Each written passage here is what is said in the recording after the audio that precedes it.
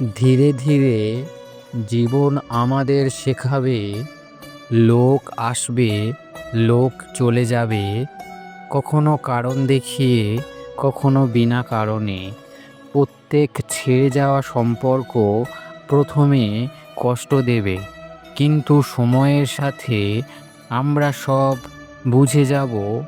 সব সম্পর্ক, সব ঘটনা জীবনে কোনো না কোনো উদ্দেশ্য নিয়ে আসে।